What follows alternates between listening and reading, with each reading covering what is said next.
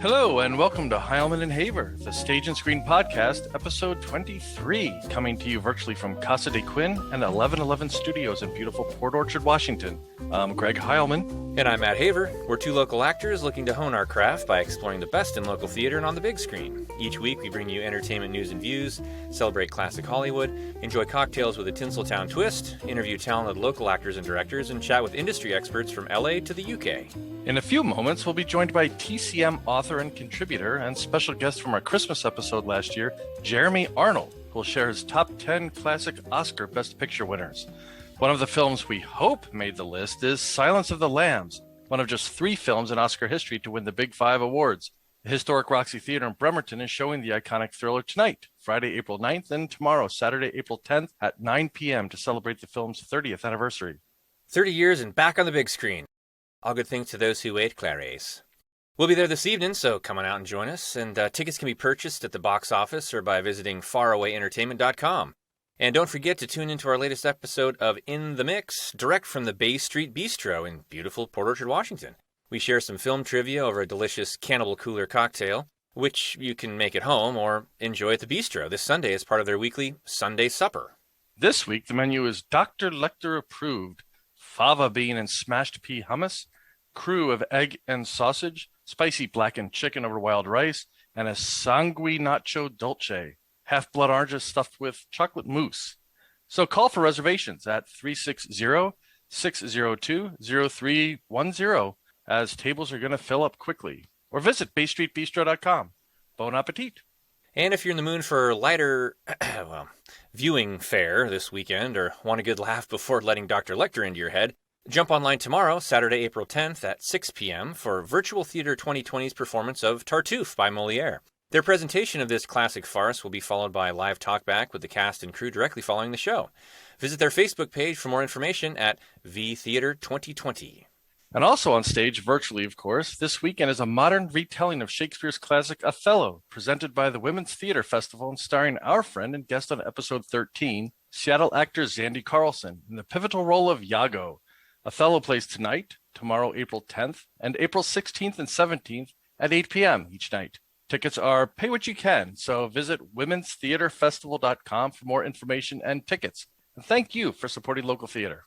That's a weekend full of classic shows, and if there's one person we turn to when it comes to classics, it's our friend Jeremy Arnold. Jeremy is an author, film historian, and commentator. His new book, The Essentials Volume 2, 52 More Must-See Movies and Why They Matter, was recently published by Running Press and Turner Classic Movies. It is his second companion book to TCM's long-running Essentials program, which profiles the most vital and influential movies in film history. In addition to the 2 Essentials books, Jeremy has written Christmas in the Movies, 30 Classics to Celebrate the Season, which we featured back in December. Also Lawrence of Arabia, the 50th anniversary. 2 essays in The Call of the Heart, John M. Stahl and Hollywood Melodrama. Contributions to Janine Basinger's 2003 edition of the World War II combat film, Anatomy of a Genre. Numerous essays and liner notes for home entertainment releases, including 4 Frank Capra titles, and over 600 programming articles to date for the Turner Classic Movies website. Jeremy's commentating work includes 14 audio commentaries for the Blu-ray or DVD release of classic films, most recently Wings of the Hawk, and stints as a guest host on TCM with Ben Mankiewicz. He joins us today from his home in Los Angeles. Welcome back, Jeremy. Welcome, Jeremy. Thank you, Greg and Matt. It's really nice to be back with you because I enjoyed the last conversation very much. Good to hear. Well, it's Oscar season now. We had you on before it was Christmas season. So while we're trying to, take advantage of the extra time before the ceremony to catch up on the current Best Picture nominees list, it's also a good time, I think, to catch up on some of our favorite Best Picture winners from the past. So we've been thinking about our list of past films we wanted to revisit, but we thought that with your vast knowledge and experience compiling the Essentials books and some of the other work you've done, that you'd be able to bring a different perspective to the conversation. Yeah, and speaking of the Essentials books, we're going to chat with you in a bit in segment 2 about your latest volume from TCM, The Essentials Volume 2, 52 More Must-See Movies and Why They Matter. So many lists to keep up with. So let's start with that Oscar top 10. How did you go about compiling your list? What personal criteria do you use? Well, that's a good question. These things are always going to be personal to a large degree with anybody, no matter, how much of a so-called expert they are. For me, it really comes down to the films that really leave the most impact in me. And even that is kind of a general way to go about it, I suppose. But I would say films that I particularly like to revisit, number one, there are some films like Oliver or Ben-Hur even, which is so famous for the chariot race. But really, who wants to sit down and watch Ben-Hur over and over throughout their lives? I mean, I know it's on TV every Easter, but it doesn't really hold up to that amount of reviewing, in my opinion. Other epics do, and I'm sure we will get into that in the conversation.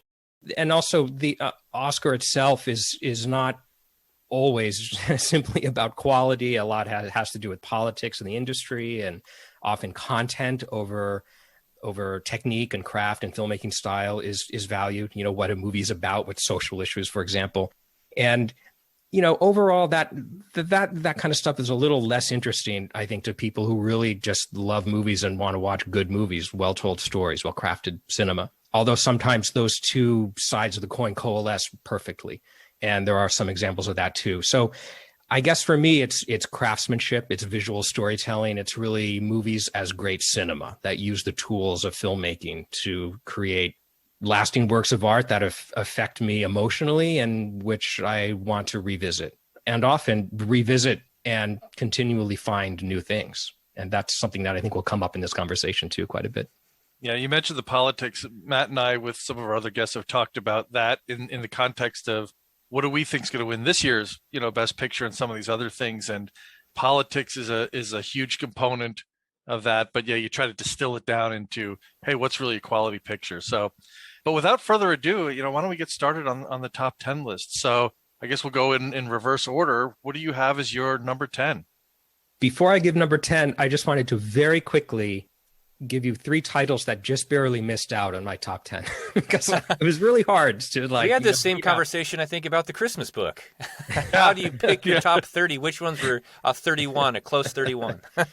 So the 3 that I didn't include were All About Eve, Annie Hall, and Rebecca, which are all movies that I like very much, but for various reasons just didn't make my own top 10 list. So I don't want to waste time talking about those since they're not in the top 10, but just wanted to include them in the conversation. But my top 10 is The Best Years of Our Lives, 1946. This is William Wyler's classic about 3 servicemen returning from World War II, returning home, played by Dana Andrews and Frederick March and Harold Russell. And they each have their own struggles to re-enter society and their lives. And the movie, it gives us a strong sense of what their loved ones have been going through as well on the home front during the war. They were suffering in a way just as much as those men. And it's a very beautiful and heartfelt picture that it sums up the era perfectly, but it captured the mood of the nation in 1946. But I find that it still moves audiences today in a way that touches upon not just the idea of what post-World War II America was like, but the period after any war. And, sadly, that means it'll never really be out of date because there's always going to be another war where some level of this will happen. And the sense of mourning and change and the way things can never really go back to what they were before, and the power of love to endure despite all of those things. That is what the movie is really about and what keeps it so vital. And it's a long film. It's 3 hours long, but it's just so beautifully crafted, and it's moving to me every time. And, it's people who don't see a lot of classic films from that era may not see this one as much as Casablanca or Singing in the Rain or something like that. But I think if people see it and sit down to watch it, they tend to really become absorbed by it and moved by it. Yeah, I think it won 7 total Academy Awards. Yeah, 7 total. And I'm never going to argue with a film that stars Myrna Loy. So, yes, agreed. All right. So how about number 9? Number 9 is a total change of pace. The Silence of the Lambs, 1991. All right. Now, this is still, to me, just a model thriller. It's also, I think, one of the few movies not made by Alfred Hitchcock that can truly, justifiably be called Hitchcockian, which is a term that is, I think, overused. And that's because of Jonathan Demme, the director, his command of point of view and the way he aligns the audience with characters to generate suspense. That's really the core of what makes a Hitchcock movie to us. And like the best of Hitchcock, it also puts voyeurism in the act of seeing. It makes it part of the story and part of the construction of the story. So, at the end, what we see, what Jodie Foster sees, what Buffalo Bill, the character, sees in that last great sequence, that is the stuff that is creating the suspense right there. And the involvement, Jonathan Demme just had a beautiful command of that, but also Anthony Hopkins as Hannibal Lecter. Now this is the first thing we think of when we think of Silence of the Lambs. It's one of the all-time iconic villains and performances really in American cinema. And it's, if Anthony Hopkins had not played Hannibal Lecter, I don't know that it would have won the Oscar, would have won the 5 Oscars that it did. But, he captured the mood of the nation and of moviegoers in a way that made it pretty much inevitable that he would win, the movie would win and become so iconic. That said, however, I well remember when this movie opened in February 1991, before that year's Oscar ceremony even happened. Dances with Wolves won for 1990. That Oscar ceremony was weeks after Silence of the Lambs opened. So no one thought that this movie would be an Oscar contender a year later. It was just a thriller. It was just a routine Hollywood thriller. And so I love the fact that it held on and managed to transition into an Oscar film, which, in recent years had always been the Oscar had always gone to a big epic or some art house film released in December on 5 screens. And in fact, the previous year, Dances with Wolves beat out Goodfellas, which we all know should have won Best Picture. And so I always saw this as sort of righting the ship in a way, like, giving it to the most deserving movies, regardless of the fact that it's quote unquote just a genre movie and not some self-important epic.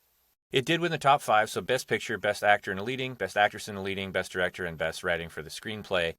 I agree with you. This is a fantastic film. It would have been a completely different one without Anthony Hopkins. He wasn't the first pick. And Jodie Foster and him didn't really even work, quote unquote, together in a lot of these scenes. Like you said, the camera work, they were looking often just right into the camera. So all that emotion, they had to just pull that from within. So I'm with you on that one. Absolutely right. And this is also a film that I've seen many times. And even though I know the ending, it always involves me as if it's almost like it's the first time seeing it. And you just got to give kudos to Demme for that, I think. Absolutely. All right, number 8. Number 8 is The Godfather Part 2. Now, look, I considered the problem here of the Godfather movies. I didn't really want to waste 2 slots on both Godfather movies, if I put it that way. And I love the Godfather movies just fine, but I decided to just include The Godfather Part 2 because of those 2 films, this is the one that excites me the most as a piece of cinema. I enjoy watching it again more than I enjoy watching the first Godfather again. And that's because it's, the way it moves back and forth through time. It was brilliant to make it both a sequel and a prequel. And the flashbacks and flash forwards, to me, are just more exciting as a film. It also, both of the films, all of the films, really, even though Part 3 is not quite as good, it's that blend of epic and intimate characterization that makes these films so entrancing. The atmosphere, the cast, the dialogue, the beautiful score by Nino Rota, Gordon Willis's cinematography, they're all pitch perfect. And the first 2 Godfather films really define the era of early 70s Hollywood, much like Best Years of Our Lives did, the middle of the 1940s. And not just in terms of what they capture in their content, but the style and production of each film really represents the highest craft of what Hollywood could achieve at the time. And both have stayed very fresh and very watchable. What do you think about these 2? Well, I think one thing is I think I saw Godfather 2 before I saw Godfather 1, which, to your point, it's kind of a prequel. So I think you can do that. There's a flexibility there that allows you to do that. But one of the things I think Matt and I touched on a few months ago in an episode we did where we talked about de-aging in Hollywood, and this to us was kind of the argument for not pursuing the de-aging thing, because without De Niro as the young Vito, if you tried to de-age Brando or however, I mean, it just played a lot better having the younger actor, and it would have just changed the landscape completely. I agree. Yeah. And after what we saw they did to De Niro in The Irishman, rather than and personally, I like to see what younger actor they'll pick to play, especially a character portrayed by a megastar like a De Niro or a Brando. I like to see who they're gonna, they match up. It's part of the creativity of the process, I would think. But I mean, I feel a little bad Pacino didn't get the Oscar for this one. I'm just a huge Pacino fan. But I think it does speak to all of Greg's points. No De Niro movie would have been completely different. So great casting. Oh, impeccable casting. Yeah. So we'd move to what are we, 7? Number Godfather 7. Part 1? No, sad to say, number 7 is Schindler's List, 1993. Now, this is kind of interesting to me because I realized as I was thinking about all these films that I've seen Silence of the Lambs many times over the years. And Schindler's List, I've seen very few times. I think just twice. But it has stayed with me very vividly over the years, just as vividly as Silence of the Lambs. I mean, I can still see many frames, many scenes from Schindler's List in my mind's eye, as if I had just seen it. And to me, that really says something about the power of those images, the power of the filmmaking. And, I also remember how at this point, Steven Spielberg was still thought of mainly for fantasy and for the more pure entertainment films. Everyone said he hadn't grown up. He was just making sort of kid stuff. Now, that was nonsense, of course. I mean, his films had long since shown him to be a very sophisticated storyteller with a great command of the film medium. But this was really important to him, finally getting the industry respect in a way that he hadn't before.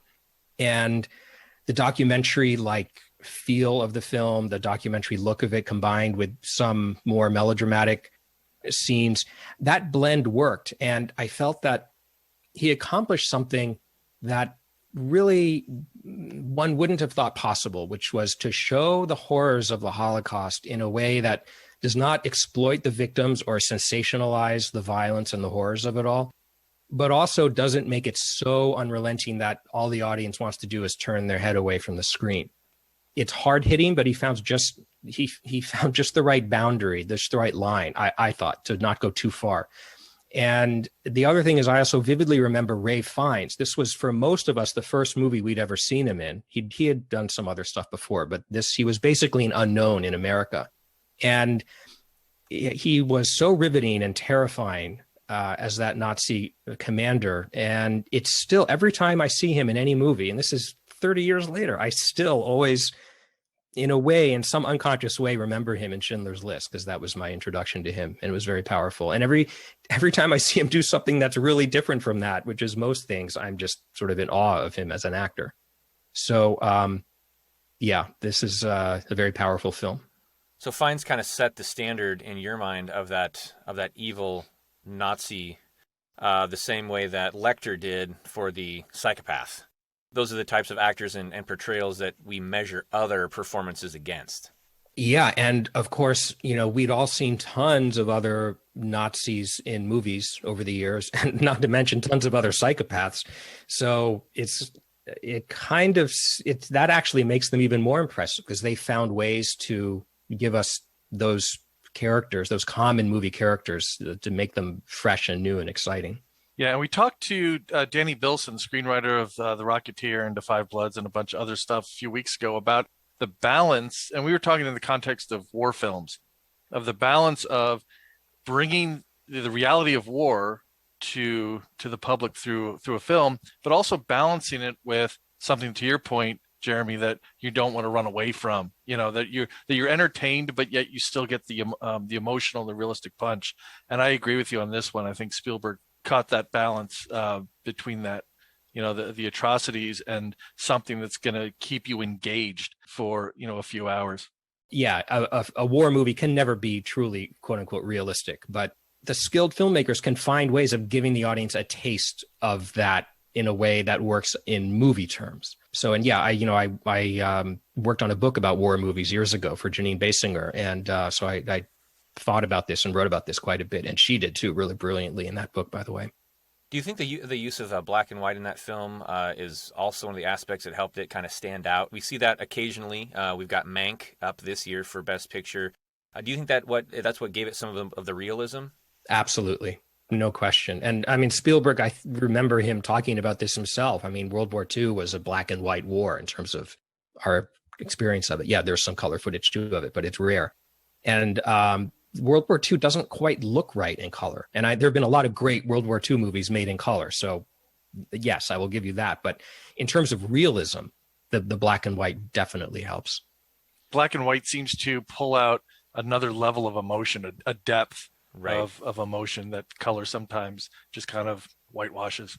Yeah. And I remember the first time I saw it, for a while, I thought it actually was documentary footage I was looking at, part of that film. And yeah, he was influenced. There's a film in my new Essentials Volume 2 book, The Battle of Algiers, which is one of the greatest documentary looking features that isn't really a documentary ever made. And that is still very influential. And I know it inspired Spielberg a lot in Schindler's List. Okay. All right. So my number 6 is from the same era, Unforgiven, 1992. I see a poster behind you, I think. Yes, that's correct. I do have an Unforgiven poster. I love Unforgiven. This is one of very few Westerns to win Best Picture. To me, it's Clint Eastwood's masterpiece, masterful grasp of hero, villain, and landscape, which are really, to me, the core elements of Western movie making. Those are the elements that filmmakers of Westerns play with in different ways in their different Westerns. And that's how I separate the styles of different Western directors. And this is a movie that really understands the way the Western genre had developed over the years, because of course Clint had, been a big part of it over the previous 30 years. And it was seen as a death of the Western film. And it is one. But the thing is, the movies that were about the death of the Western had pretty much been coming out since around 1960. And not that every Western since then was about the death of the Western, but the Western genre sort of died out with the end of the studio era and the rise of Westerns on television, which sort of ended up kicking the Westerns off the big screen in a general way. And it also is as much about Clint Eastwood's stardom and his persona as it is about anything in the actual story. I mean, what we bring to the film based on our knowledge of Clint Eastwood as a Western star plays into the story being told and into our relationship with the Clint Eastwood character. And Clint had a supreme knowledge of this. He was very aware of this as he was making it. He got the script for this in the 70s, and he said, I put it in a drawer for 15 or 20 years because I wanted to age into the role. I wasn't really quite old enough for it yet. And I don't think he meant simply physically old. There's something about the time that has gone by in terms of his development as a star that also made it work better in 1992 than it would have in 1978 or whatever. And it also is just impeccably crafted. And the score that Eastwood sketched out himself and then Lenny Niehaus orchestrated and developed into a full score, the cinematography, it's a beautiful film that is one that I do like to watch every time. I like to revisit quite often. I snuck into the premiere of this film in Westwood Village in LA in 1992. And that's a nice memory for me. Well, it's also interesting. One of the Oscars that it did win was for Best Film Editing. Joel Cox as editor. That's not one that gets a lot of fanfare. Yeah, there's actually one thing I would say about the editing, and I would point this out to if people listening to us want to revisit the film, something to look for that I think is really interesting. You notice how often in the film, in any given sequence, Clint Eastwood as the director, he presents the scene through the prism of other characters' reactions to the action. There are tons of reaction shots in almost every scene that has many characters in a scene. Someone will ride into town or there's that great fight in the street between Richard Harris and Gene Hackman. And the reaction shots of the people watching on the sidelines makes that scene even more intense than it would otherwise be. It channels the intensity, the power, the horror of the fight. But it also, there's a character in the film, I forget the name of the actor who plays him, who's sort of the writer, the chronicler, the biographer of the Richard Harris character. And he is sort of like a stand-in for the audience, but also he represents the way the film works as a whole, because so much of the way Unforgiven works is about the way that we're observing this action. We're observing a different time, a different place. And it plays into the themes of the film overall. And the Eastwood brings that down to a level, to like a micro level of the reaction shots to the fight scene, for instance, or to someone riding into town, or the reaction shots in the bar when Clint Eastwood walks in at the end for the great final shootout. There's not necessarily a story necessity for showing those reaction shots. It's a pure storytelling choice. And many other films wouldn't have as many reaction shots. So I would say if anyone looks at this film again, look for the reaction shots and see what you think about what role they're playing in the telling of the story. Well, it's available right now on HBO Max for those out there with HBO. So I might gonna have to go revisit this one myself this weekend. Yeah, and I remember just thinking how much more complex it was than your traditional Western. And it was kind of meta in the way it spoke to, to your point, Jeremy, about how Westerns had been done in the past, and taking that and almost making a commentary on that. So it's really a fantastic film. Number 5, I think we're up to. Yeah. On the Waterfront, 1954.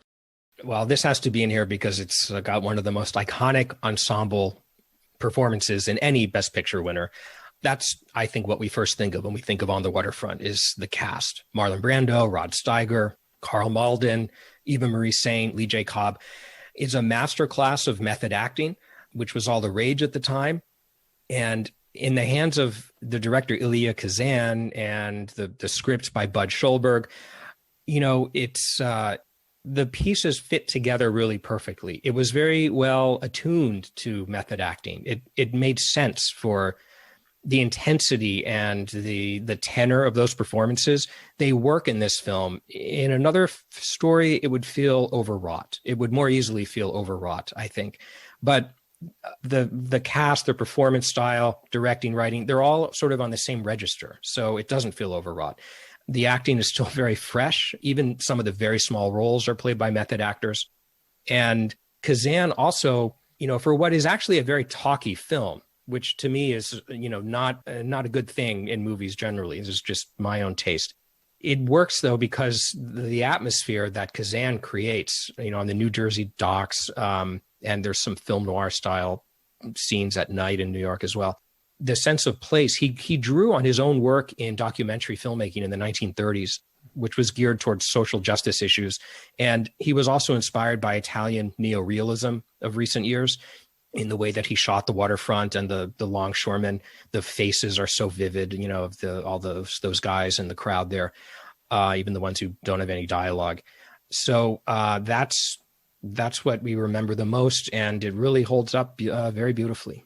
I had seen it for the first time, actually a couple of months ago. I was putting together a piece of furniture, put it on TV because it just happened to be on TCM, I think, and thought, it's obviously a critically acclaimed film, blah, blah, blah. But I literally sat and watched it for the entire film. Did not, stop working on the furniture. I was so engaged by the thing. And I remember thinking the reactions that you have on these actors when they're all together, this huge ensemble, and thinking it's so real, knowing what I've seen from growing up on the East Coast and being around that sort of environment, even in present day. I mean, sure, it's set decades ago, but it still, I think, rings true from an emotional perspective, and it's just a fantastic cast.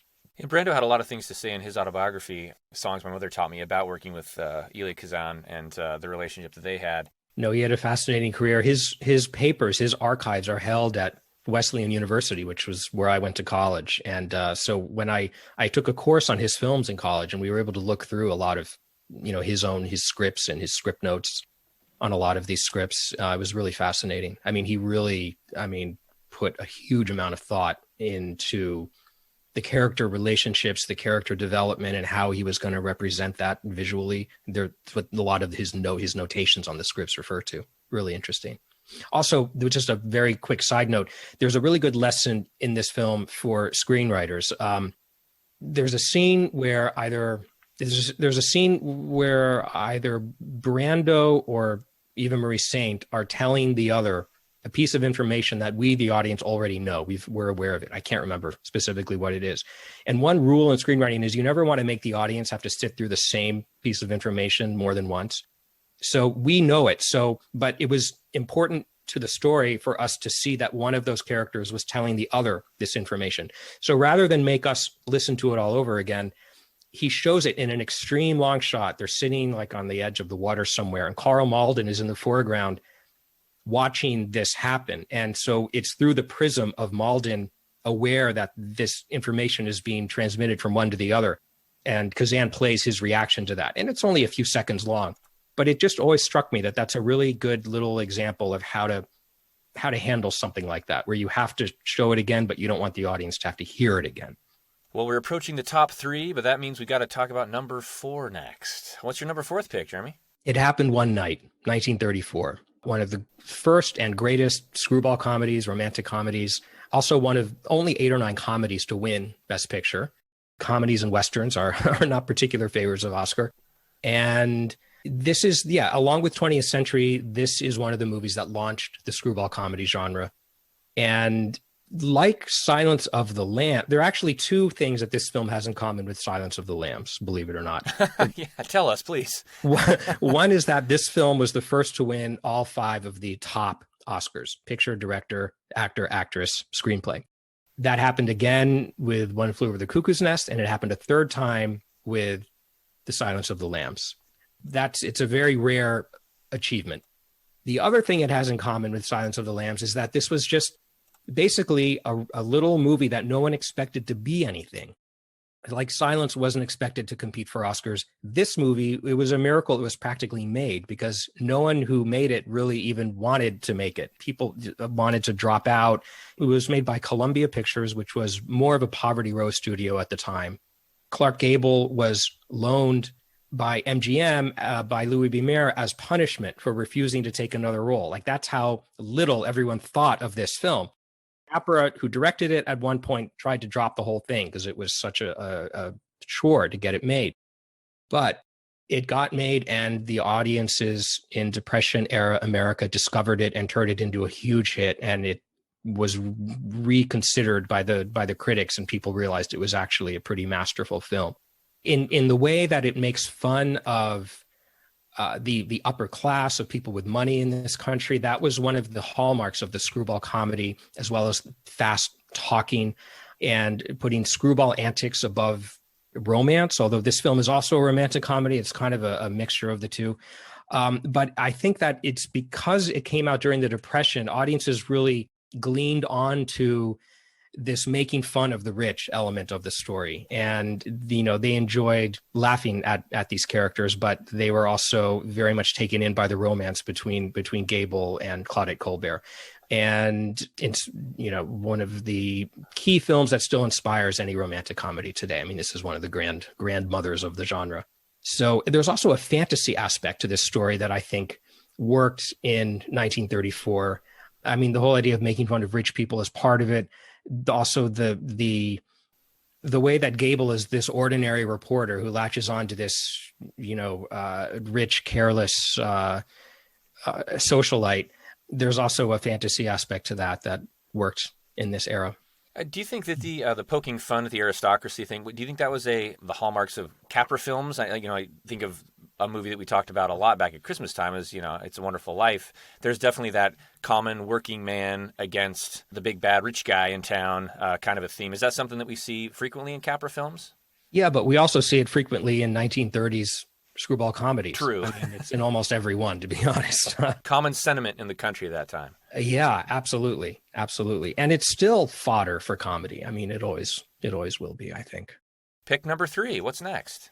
The Apartment, 1960. Ah, yes. To me, this is all about the incredible blend of tones in this film. Comedy, drama, romance, cynicism.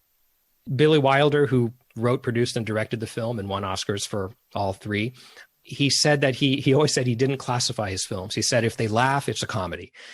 And this film will make us laugh and cry, but not in a saccharine way at all. You know, it makes screwball comedy and deep, dark trauma both feel at home in the same picture. And when a film can believably scale those heights and plumb those depths, to me, that's a sign of a master at work. I mean, that is really hard to do. I think it's the hardest thing to do in movies, is to blend tones and emotions in the audience like that. And also, we hardly ever see such sophistication in comedy anymore. I think the state of American film comedy has been pretty dismal for the last 20 years or so, 30 years maybe. This is a good reminder of what is possible in comedy, that comedy doesn't have to just be surface shtick, that you can also create a truly funny, ironic story in addition to some entertaining surface shtick, sure.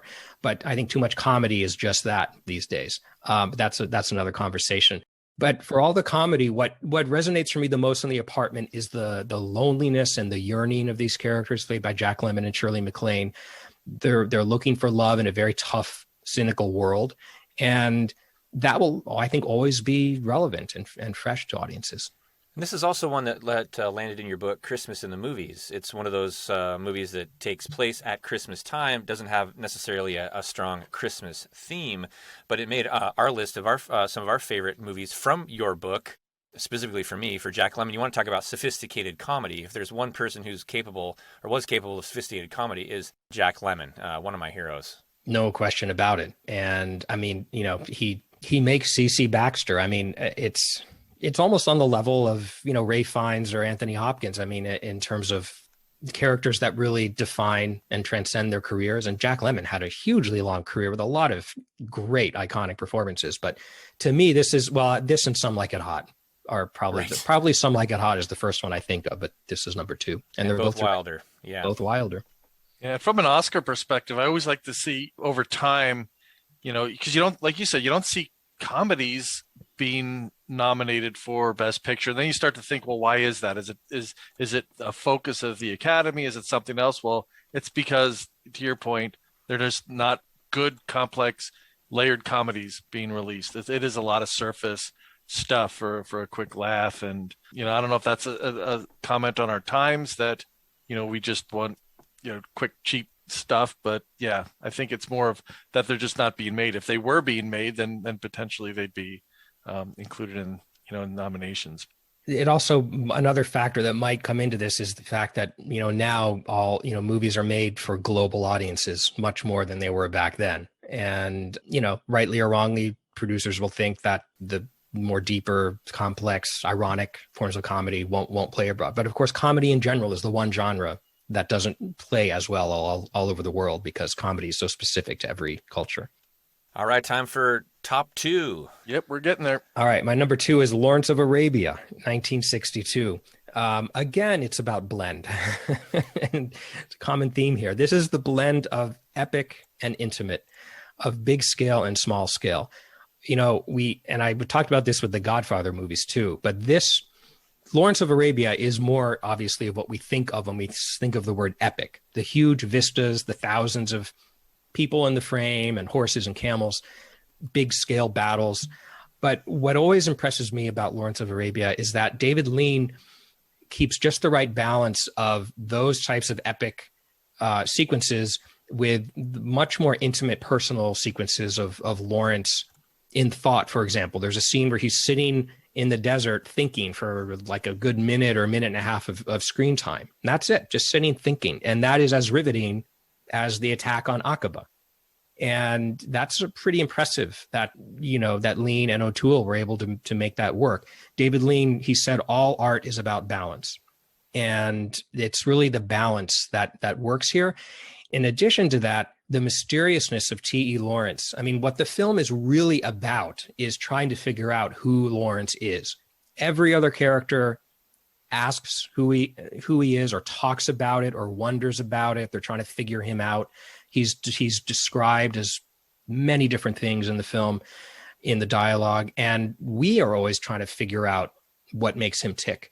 And in a way, that is what makes this film, despite its length, stand up to repeat viewings, because we're always trying to solve this mystery that never really gets solved, not really. And that was, T.E. Lawrence in real life had this question about him. He's a very enigmatic figure in history and in this film.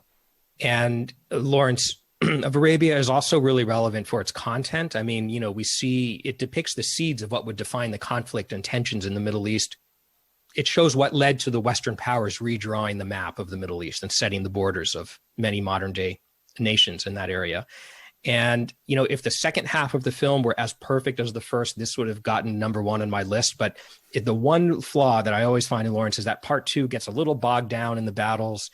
It loses a little bit of its focus, but it's a minor point because overall this is a masterpiece. And Peter O'Toole, I mean, this is the first time he was nominated for Best Actor, and he, I think, holds the record for number of nominations without winning, which is a shame in and of itself. Oh yeah, I mean, he got an honorary award, I think, and that was it. But it's not the same. He never won a competitive award, and yes, he definitely should have for this. I can't now remember who did win in 1960. But looking back now, it's hard to see that he didn't for this. Drum roll, number one. Casablanca, 1943. My favorite movie, but don't let me don't think that influenced my choice. And you know what? Again, it's the blend. Romance, cynicism, love versus duty. The idea of selflessness in love will always be relevant. It also, Casablanca throws in just about everything but the kitchen sink, and it works. There's comedy, including like screwball, madcap comedy in the dialogue, crazy, absurdist humor. There's suspense, there's adventure, there's melodrama, there's hot and heavy romance. It really shouldn't work. And, like It Happened One Night and Silence of the Lambs, this is another film that, this was a more major film than It Happened One Night, but it wasn't a film that they necessarily thought would be anything while they were making it. It was just an ordinary studio film, which ended up becoming this masterpiece that, caught the imagination of the country. Really, it's the lyrics of the song as time goes by give the key to why this film works. Never out of fashion, never out of date, as Sam sings. And Casablanca, I have seen more times than any other film we've talked about on this show. And it always is fresh to me and always entertaining. And I always get wrapped up in it. And it's the well-oiled machine that was Warner Brothers in the 1940s. It's the top heights of studio craftsmanship. Bogart and Bergman, they're kind of an odd, in a way, mismatched screen couple, I think. But they're so different from each other. They're the types of movies they made, their personas, but that helps it work too, because of course, World War II was thrusting people from all parts of the world with each other in strange new places. And so it works. Speaking of which, the supporting cast, all these Jewish emigre performers from Europe who had escaped the Nazis in real life, playing many of these great supporting roles in one of the great supporting casts of film history. They're as important to the film as Bogart or Bergman or Paul Henreid. And it just still works beautifully. What do you guys think? Do you love this movie as much as I do? Absolutely. I mean, it's got one of the most misquoted lines in the history of film. It's as phenomenal now as it was the first time that I saw it. It seems like when you ask someone, what are the two greatest films ever made, it always comes down to two. One, Casablanca, and two, Citizen Kane. That's kind of where people are split. I think one of the greatest things about this film is something we mentioned earlier in the show, and that is the fact that it shows a version of wartime that is sensitive to the conflict happening, but is not in your face. And it tells personal stories, which always resonate more powerfully with an audience. No Oscar for Bogey on this one, though. No. What are you going to do? Oscar is far from perfect. We need to get you on the Academy, I think. Well, I think if I keep criticizing them, there's little chance of that. No, I mean, look, I love the Oscars. I watch them every year. I am certainly an Oscar junkie, like most people who love classic films. But, part of the Oscars is, frustration in some of the choices, but that's all part of the fun.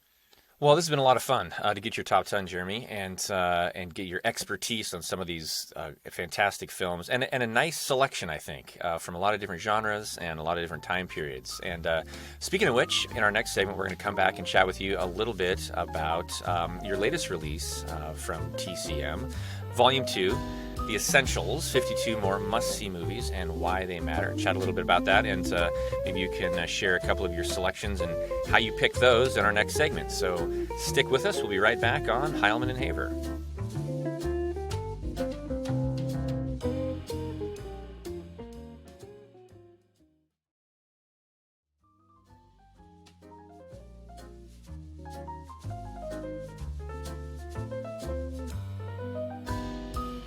Welcome back to Heilman and Haver. Today is April 9th, and on this day in 1950, Bob Hope made his first TV appearance. While Hope presided over television's inaugural West Coast broadcast in 1947, his NBC debut on April 9th, 1950 was his first national television appearance.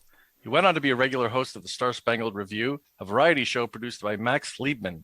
Broadcast live from New York, the program was similar to Hope's radio show, a monologue, skits, and musical performances. And debuting today in 1976, All the President's Men, based on the book by Washington Post journalists Carl Bernstein and Bob Woodward detailing their Watergate investigation. Redford felt that casting him as Woodward unbalanced the film, so he did the natural thing and cornered a star of equal weight at a Knicks game. And thus, Dustin Hoffman was cast as Carl Bernstein. The two actors memorized each other's lines so they could interrupt each other in character, leading to a much greater sense of authenticity in the film. And on this day in 2011, we lost American film director Sidney Lumet at age 86. A master of cinema, Lumet was best known for his technical knowledge and skill for getting top-notch performances from his actors, and for shooting most of his films in his beloved New York. Lumet made over 40 movies during his career, including 12 Angry Men in 1957, Murder on the Orient Express in 1974, and Dog Day Afternoon in 1975. Thanks to OnThisDay.com and the Internet Movie Database at IMDb.com for today's trivia. With us today, our guest, Jeremy Arnold. And Jeremy, when we had you on back in December to talk Christmas movies, we chatted about your TCM book, Christmas in the Movies, and asked a similar question actually to this one. How did the Essential series with TCM come about? Was it something that TCM approached you with? In 2015, I was approached by a publisher who had just signed a deal with Turner Classic Movies to create a line of film books. They had already decided they wanted to do a book companion to the Essentials, and they were looking for a writer. And I'd done a lot of work for TCM for their website over the years, so I was sort of a natural fit. And we weren't necessarily thinking there would be a second book or more beyond that, but the first one turned out so well that a second one eventually became seen as a good idea, and I was happy to come on board and do another. There have been well over 300 movies shown on the Essentials on TCM since the series began in 2001, and each book is 52. So the idea is that each book is sort of a sampling of the 300 or so, total films on the master list of the Essentials. And so maybe there'll be a third one. I'm not quite sure yet, but that's how it began. And since then, that publisher, Running Press, has produced many other books with TCM, my Christmas book, and other books by other writers too. So it's been a pretty successful series for them. Well, I noticed the book is ordered chronologically. Were there more decades? Because when you're looking through this list of essential films, were there more decades that were more challenging than others to limit the ones you put into the book, or is every decade pretty similar in the number of must-see films?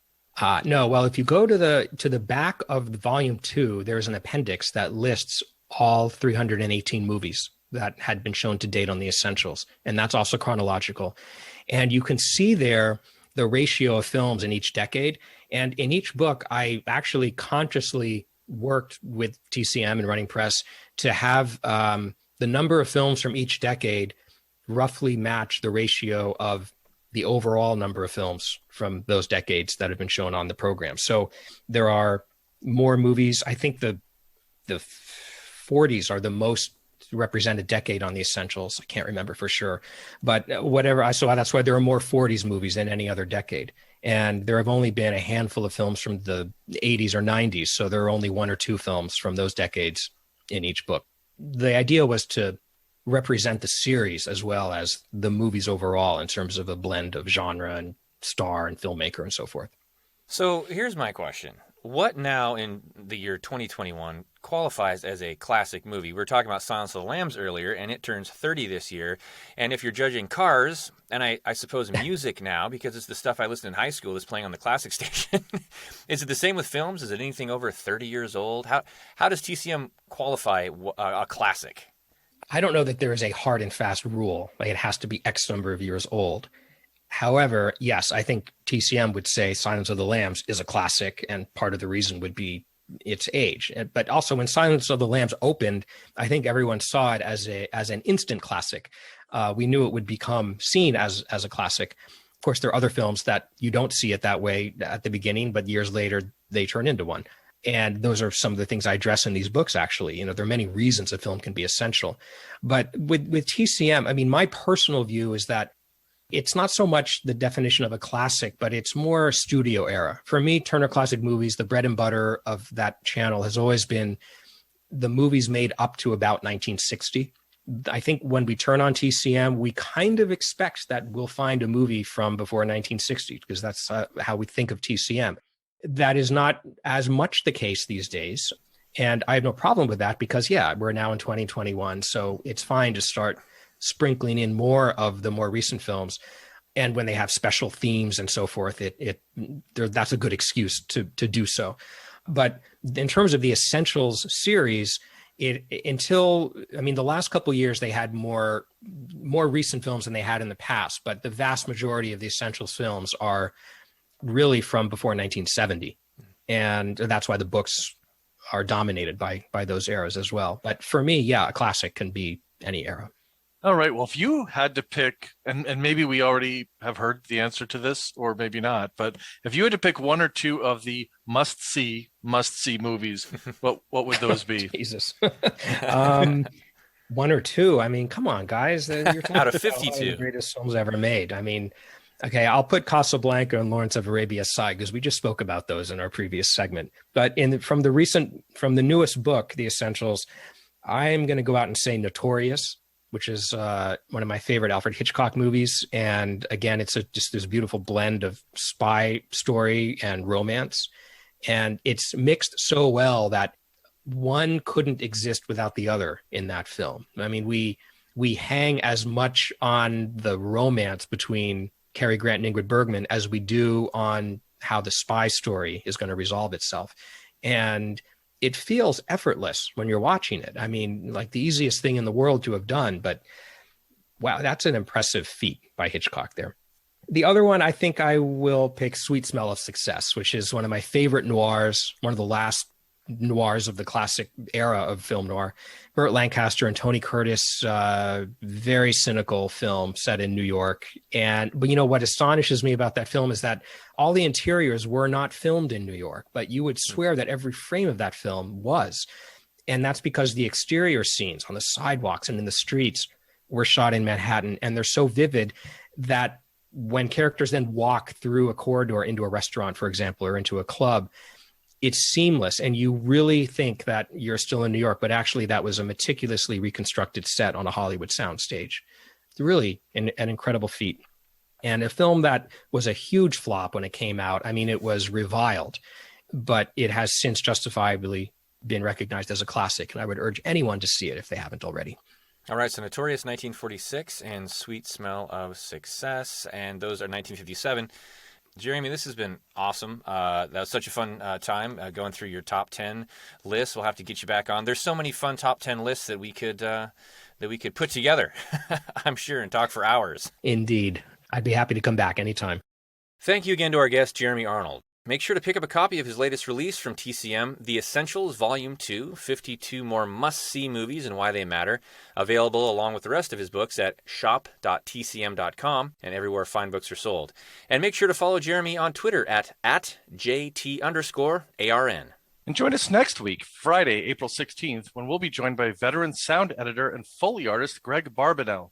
As a sound editor, Greg worked with clients like Peter Bogdanovich for Saint Jack, 1979, John Carpenter for The Fog, 1980, Francis Ford Coppola for The Escape Artist in 1982, and won an Emmy for Outstanding Sound Editing for Nonfiction Programming for Dinosaur Planet in 2003. Greg has also worked as a Foley artist on shows like The Walking Dead and Breaking Bad, and films like Suicide Squad, The Revenant, and Mortal Kombat. You won't want to miss this episode. And remember, Heilman and Haver can now be heard every week. You can find us on Apple Podcasts, YouTube, Amazon Audible, iHeartRadio, Spotify, and Pandora. If you enjoy the show, make sure to follow us and share the podcast with a friend. And we'd love to hear from you, so join the conversation on Facebook and Twitter and email us with thoughts and comments at heilmanandhaver@gmail.com. And until the footlights come up again, thanks for supporting local theater and for joining us on Heilman and Haver.